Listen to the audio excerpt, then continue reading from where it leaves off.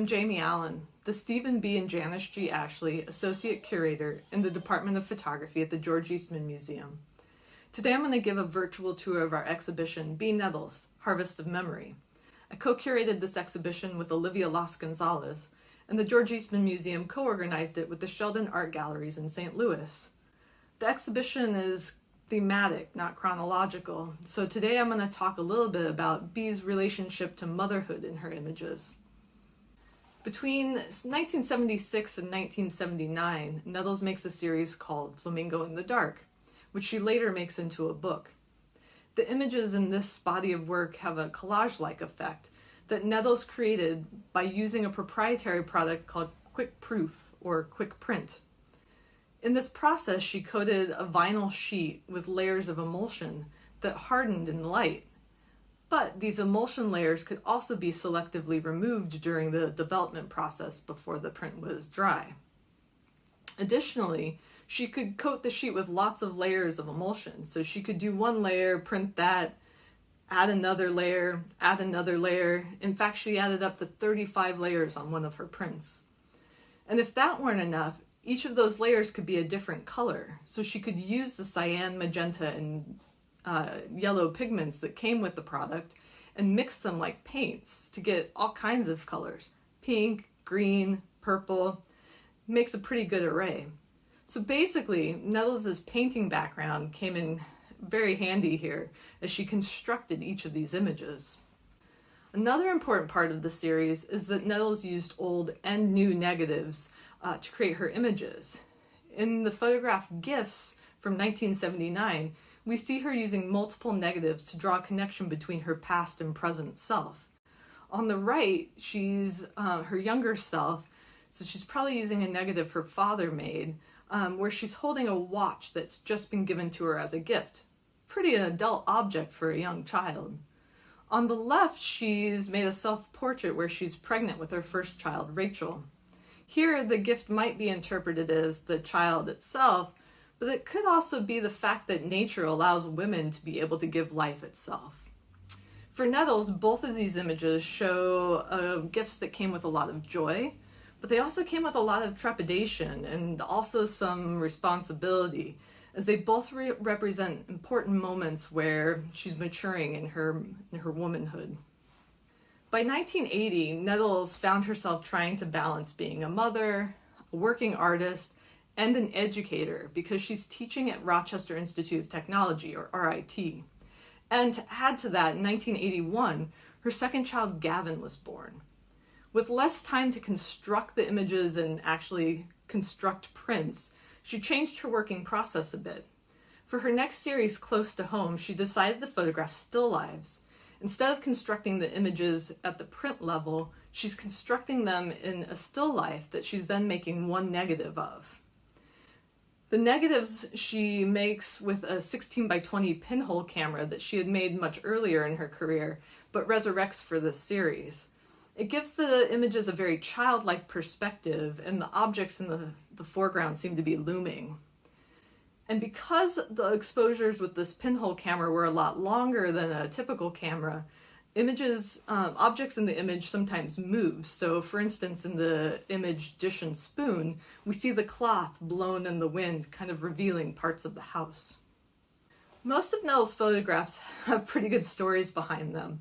So for instance, this image Humpty Dumpty includes a box that shows a happy put-together mother with her newborn child.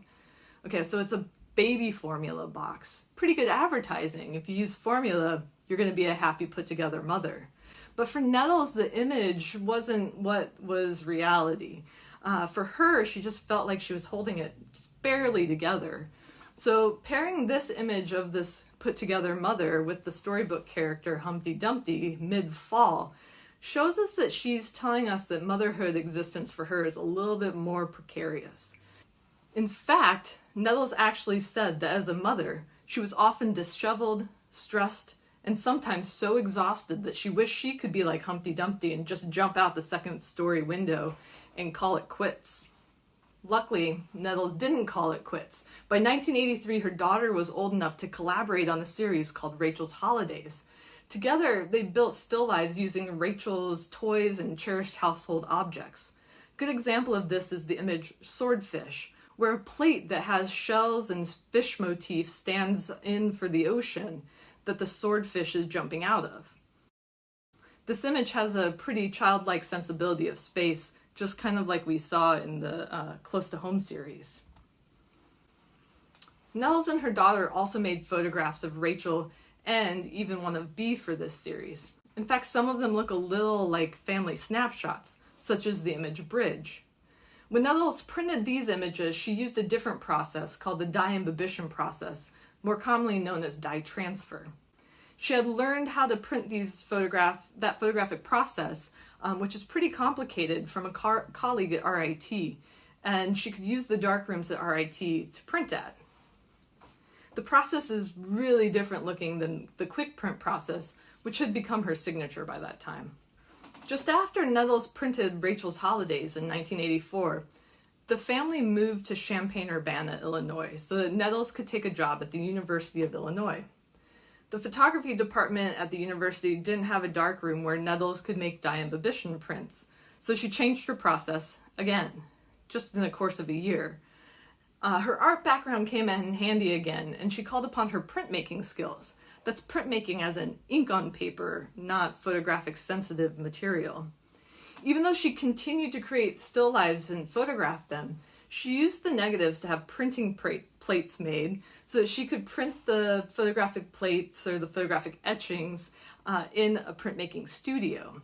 The images often contain symbolic objects, like this image Coffee Cup. In this case, the spoon was a gift from Nettles to her daughter, but it also reminded Nettles of the spoon her mother used to stir her coffee with.